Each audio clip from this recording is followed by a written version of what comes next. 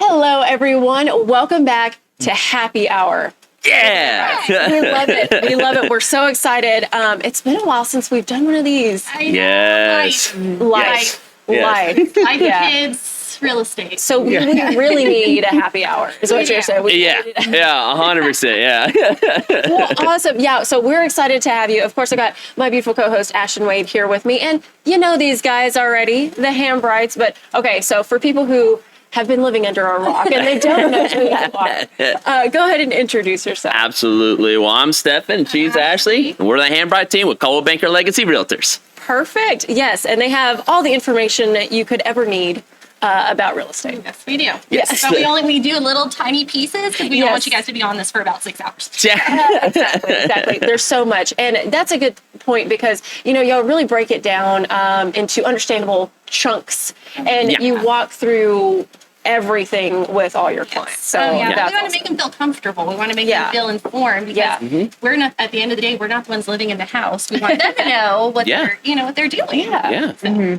Exactly. All right. Well, let's just dive right into it. So the current market updates. Okay. What do we have for this? So August numbers haven't come out yet, so we're just going to look at July, but they're not going to be too far off. So median price point from July was up year over year 10%. So we're at a median price about $234,000. Yeah. So still staying very strong. Okay.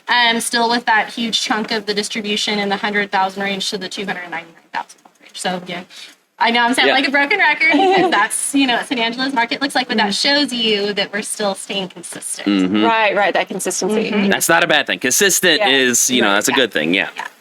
Awesome. So, but now we're starting to see our shift. That's really something we wanted to talk about. Yes, I was about to say we got to get to the shift because it's the hot topic. It's the hot topic. So I think people forget we had a life before the pandemic. Yeah. What was that?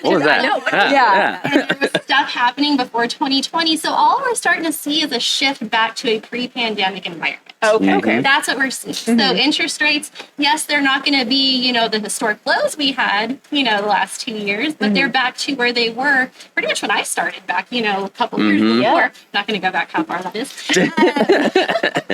But, we're just starting to see things normal out. So leveling out. The supply has caught up with the demand a little bit, so we're good. It's still good. Yeah. So it's a good thing. It's not necessarily bad. It's just And pricing is still. You're seeing it's still up. Yeah. It's still staying consistent. So we're seeing that things are good. And we've always been very, very spoiled in San Angelo. We've always had that where we have the base helping us, the college. We have a lot of things that help give us more stability than a lot of other places may have. But we're very blessed for that. The San Angelo bubble, right? That's us, right? Rain, real estate, Yeah. We got it all covered. Yeah. Yeah, that is awesome. And I'm glad you pointed that out. So, for people who maybe they don't understand that kind of concept and everything, what's your viewpoint on it, if you can expand a little bit? Well, it's just a weird dynamic, So we've, in the past couple of years, again, weird world, we lived in the last 2 years, so there were a ton of buyers. But, I feel like initially people were afraid to list at first because nobody knew what was happening in 2020. Right. And so it took a while to catch up to that. So now it's just the dynamic is, again, like he said, leveling. We're catching up. We have enough buyers. We have enough sellers. And so things are staying on the market a little bit longer. So that means, versus having, 50 offers in 30 seconds. Facetious, For real. It felt like it at some points. I'm being facetious. Yeah. But, we're just seeing things stay on the market a normal amount of time now. Yes. So basically, don't panic. Don't panic. There's no reason to. No. And your realtor, when you sit down and look at your market analysis, they're going to show you what the average days on market is for your area or relative updates for your home and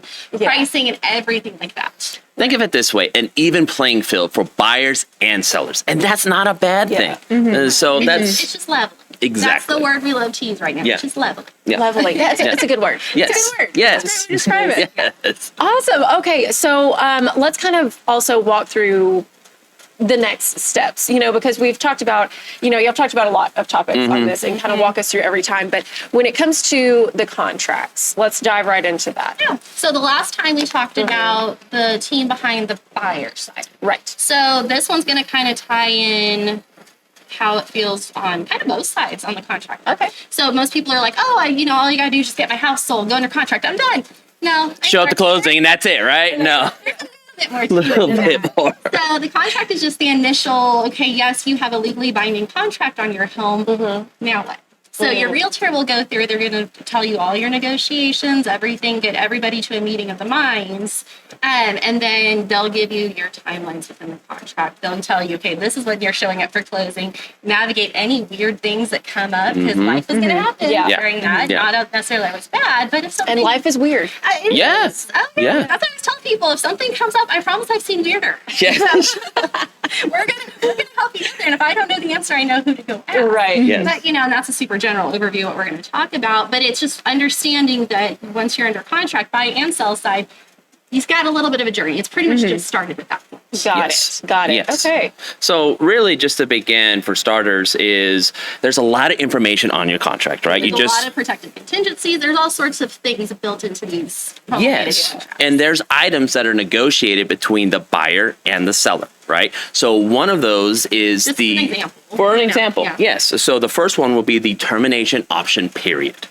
So that is a period of time that is negotiated with the buyer and seller, so the buyer can do their due diligence on the property.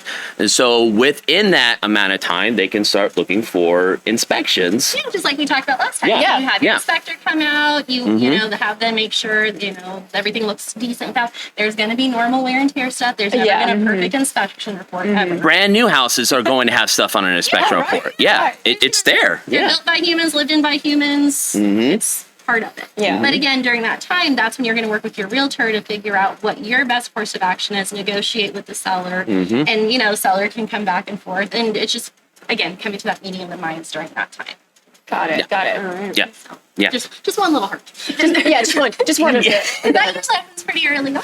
So, and that's a good thing because, and again, when these protective contingencies are built into the contract, it allows everybody to do their due diligence. Right. And so I'm glad protective. That's really the word. It's protecting both parties involved. Yeah, and if you're a buyer, you can purchase with confidence, right? So, I mean, you can check out, all the parts of that home from really top to bottom. So we've talked about this a They're couple working times. on X-ray vision. They still haven't been able to. Yeah, Still? When we Yeah. have that technology, we can do that. But as best as they can see. yeah. Yes. So they can move forward with that confidence, like, okay, I feel warm and fuzzy now, moving forward with this home that I'm going to purchase. Right. And that's what it's all about. And so another item is, as long as it's not a cash deal, and it's going to have some sort of financing, right? So there'll be an additional addendum with the contract called the third-party financing addendum. Okay. And so that is going to kind of detail what kind of loan the buyer needs. People need to take out a loan to buy a house. Right. So it'll say which one it is, all the details of that. Okay. And then every lender is going to have certain requirements, right? So It just depends on what type of loan they're taking out. So the seller also needs to know that for Yeah. their purposes Yes. to know when they're accepting the terms. yes, and it's all black and white. So everybody knows exactly what type of loan I was about to this say is. contracts are pretty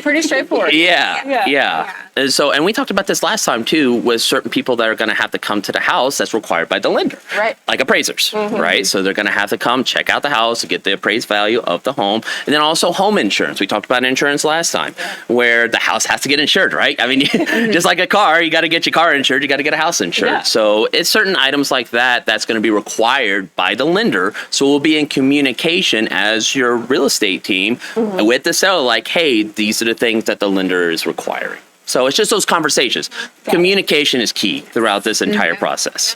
Yeah. Well, and that's the thing is having that open communication with your real estate team. We're your teammates in this Yep. through and through. Yeah. Yep. We're the ones that are going to get you to wherever you're trying to go, buying or selling. We're going to help you. And because our fiduciary duty is to our clients to make sure that they're happy by the end of all of this. Right. And that's so, I mean, contracts can be pretty scary because, while they're straightforward, there's a lot of legalese in yeah. there. Oh, yeah. But that's what y'all take care of. Yes, We're yes. an attorney, so if there's anything outside our scope of expertise, we always recommend people speak to an Yeah. attorney too, because there is stuff that maybe we can't, interpret for them, or we can't add into a contract for them that the client may need. Yeah. So we want to make sure that we know, again, a guy. We always have a guy for everything. Yeah.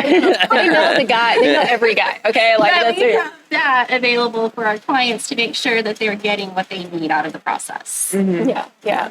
Exactly. And go ahead. Well, like I was saying, like she kind of touched on it. The first episode that we had on this is about teamwork and communication. Right. So throughout this process, however long it is, I mean, it could be 30 days, it could be 60 days, from an executed contract all the way to the closing table. We're your team. We're your team where we're going to have those conversations. Things are going to pop up. That's life. That's what we said a million one times. No two contracts and no two buyers or sellers are the same. They're all going to have different nuances to them. And whenever something does pop up, good or bad, we have that communication. We have that conversation. Like we said many times, make a game plan, figure out what we need to do, and move on. Yeah. And then execute the plan. And then there you go. Yeah. Exactly. And get you a house. Yes. Yes. I'm trying to do it for you. Yes. Yes. If it involves houses, they got you. Okay, let's just put it that way.